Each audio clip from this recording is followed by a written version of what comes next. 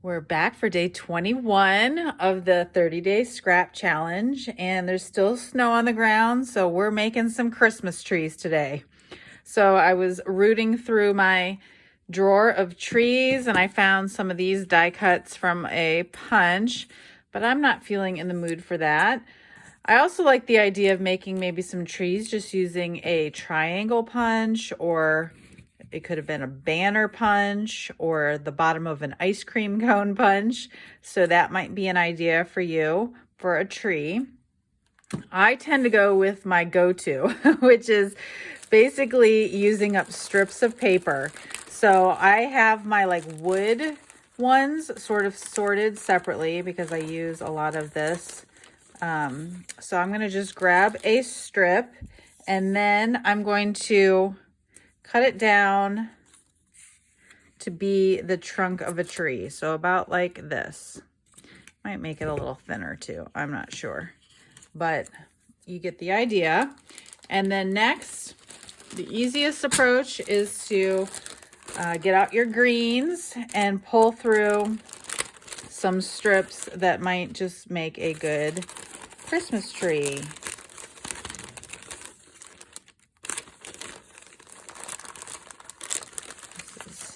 Pretty.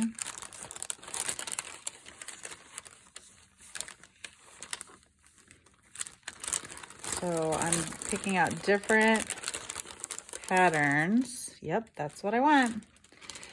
Okay, once you've got yours picked out, then you'll just pull in a trimmer to try and cut them down.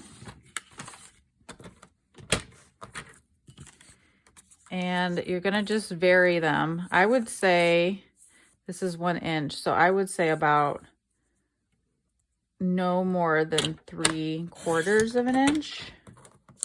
Yeah, I think 3/4 of an inch might be good. Maybe even skinnier. So, and they don't all have to be the same. So you're just cutting strips and you're quickly just putting them on in a pattern that looks like a tree. So you'll want to get smaller as you go up.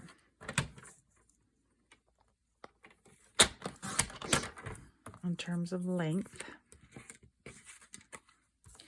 And then you'll need to come up with some kind of star for the top. I haven't even peeked in my star drawer yet, but I do have some. Okay, so you'll just want to stagger it. So that one's going to be the longest. One. And sometimes I even rip these, so don't feel like you have to make them the same or anything like that. Okay, and I do think this tree trunk needs to be trimmed.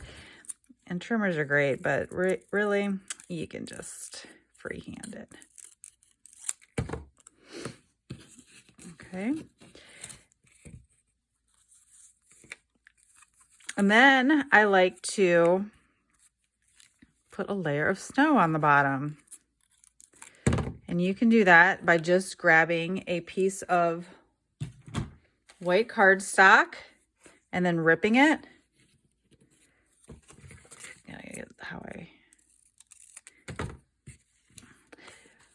Or since I was using this velvet paper the other day, you could, I'm not sure how this rips.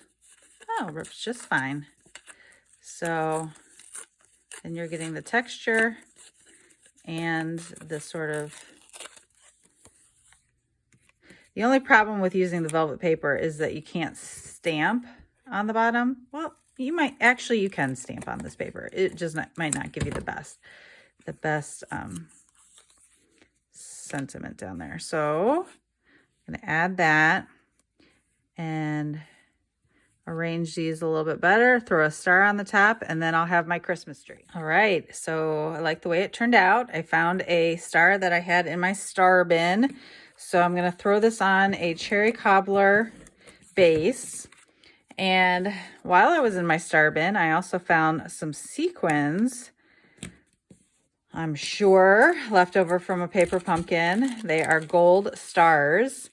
So I might just add some more of these. And then I was looking for a sentiment. So I found a little tiny Mary. I just thought that would be cute, like down here in the corner. This is from the Christmas to Remember. And I'm stamping on the velvet paper. So hopefully it comes out okay. Cute. Yep, that works just fine. So for these little sequins, I'm going to use my pick tool that has a spatula at the end to just grab some glue dots that are also left over from paper pumpkins. I have not bought glue dots in, let's see, paper pumpkin started in 2013. So we are almost 10 years now. Crazy. And I've been a subscriber since the beginning. And I have only skipped a month here or there when I didn't like a particular kit.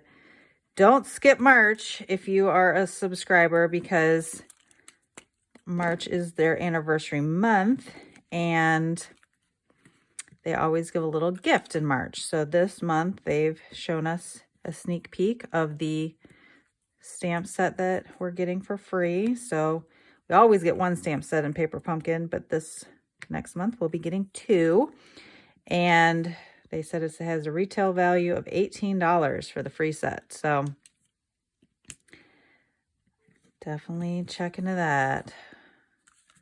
Okay, I think I need 2 more. And got stuck on my spatula there. It's hard to see the glue dot after I put it down. But yeah, I like the stars. I don't normally do this when I make these kinds of cards, but the stars definitely add, or any kind of ornament that you could throw onto your tree. So you don't have to do this technique. You can, whatever kinds of Christmas trees that you can come up with so that you use up your scraps. That's what we're going for. Oop, that just flung across the table. All right, so here's my finished card. Can't wait to see what you make. Post it over in Hand Stamped by Cheryl Facebook group. Happy crafting.